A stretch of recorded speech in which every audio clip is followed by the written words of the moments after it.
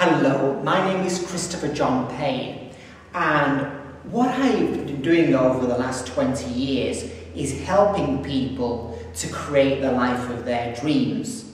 And the way I've done that is through CD courses I've created, coaching programs, seminars, teleseminars, and so on. And my current website that I do a lot of my work from is called triumphoverchallenges.com. Now, when I'm dealing with clients, I talk to them about the importance of habits, such as daily exercise, if they're having relationship issues, working on the relationship on a consistent basis. If they're wanting to make money online, it's about the consistency of writing and posting blog posts or writing articles which go to easeonarticles.com and things like that. So I'm very interested in this idea of personal development and supporting people moving forward. So, and this is the site that I operate from, Triumph Over Challenges. Now, when I got my iPhone soon after it first came out, what I was very interested in was getting hold of apps which help people and myself be more productive and log goals and track them and see what happens. And it wasn't long before I came across an app called The Habit Factor. And I thought this was a fantastic app, and I was recommending it to my friends and clients. And then I started keeping a note on the main website that supports the app, found out that the app's creator was called Martin Grunburg, and eventually found out that he was just published a hardback book all about the habit factor.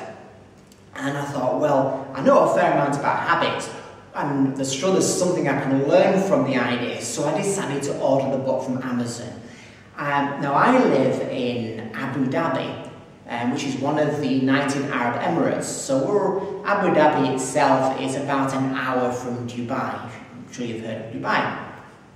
So I had the book shipped over from Amazon, and it came, and this is what it looks like on the screen. And I was thrilled with it. What I've done, went through the book, and I underlined all kinds of sections in the book, made loads of notes, made tons of notes at the beginning as well, including pages that had the very best notations in it. And this is one of the pages with my underlines, notes of ideas based on what I'd read, and the blue markings are for the best parts in the book.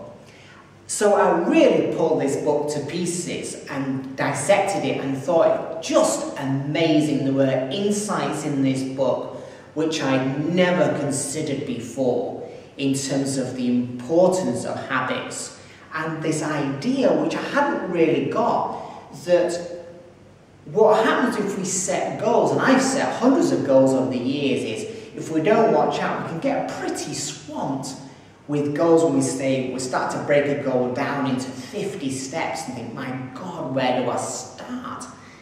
And Martin's concept of focusing on the habits, such as increasing profitability of the website, and then saying, well, I'm going to do that for an hour a day. So let's say I do that at 9 o'clock in the morning, then from 9 o'clock till 10 o'clock, that is my focus. Now, when I show up at 9 o'clock and say, right, what's the smartest thing to do right now?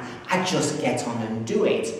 And so I'm not bogged down with a whole set of action steps. I just really show up at the allotted time and just process that. And so I thought that was a terrific insight. Now, Martin gives lots of examples of the importance of consistent daily habits in his book, and one thing he refers to is the book Think and Grow Rich by Napoleon Hill, which has sold multiple millions of copies over the year. And if there's any one book that millionaires have said, this is the book which has enabled me to create my riches, it's this book. However, when the book came out in the years after that, Napoleon Hill was getting a series of letters from people saying, look, Mr. Hill, this isn't working for me, something's not right. So Napoleon Hill researched this, and this is what he found. And this is an extract from Martin's book, which is as follows. Got it wrong way around here. The people didn't consistently take action. While the students might be applying each principle at one time or another, there was a randomness. The students failed to create habits of the essential 15 principles of thought and action. So there wasn't a deliberate and routine execution. There was a randomness to it, and so it was no wonder that people weren't getting the results that they wanted. Now, Martin then goes on in the book to talk about Lao Tzu, the great Chinese philosopher, who said that music in the soul can be heard by the universe. He says, if the universe is one song, this concept of uni, one verse song, rhythm must be its language. Rhythm speaks to the universe and connects us with this vast system of intelligence. An intelligence that Ralph Waldo Emerson proclaimed is around and above us. So this is slightly esoteric, and there's not many areas of the book where Martin goes into anything esoteric. But there's something about the rhythmical nature of daily habits. You know, if you imagine conducting an orchestra and, you know, we as the conductor, and we're sporadic in the way we do things. It's like the players in the orchestra aren't playing in sync. Whereas if we can create much more deliberate rhythmical structure in the way that we work, then the whole thing gels together. We create this beautiful symphony, which becomes our life. So it's no wonder that people who bring habits into their lives on a very consistent basis get some amazing results, and I've certainly seen that in my own clients. Now, you may have heard of TED.com. TED is a conference, is the idea of ideas worth spreading. So if you go to TED.com, you'll find several hundred videos lasting between 7 and 18 minutes, all about the concept of creating ideas to spread around the world in terms of creativity, education, design, all the rest. And these are now incredibly popular with hundreds of millions of people watching these videos. Now, TED is so popular that the organizer at TED, including Chris Anderson, the founder, decided he would allow independent conferences to produce and call these TEDx. So this is the logo for TEDx.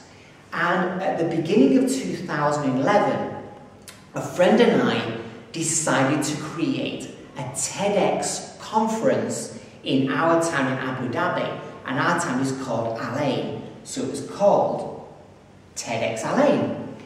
And the theme of our conference was creating change, which was of profound interest to me and also my colleague Sajad. So it was like, who do we approach? Well, for me, it was automatic that I contacted Martin Grunburg, because I thought that the message in his book, The Habit Factor, was just so profound, and he was saying things that I felt hadn't been said before. I mean, in all the hundreds of books that I've read.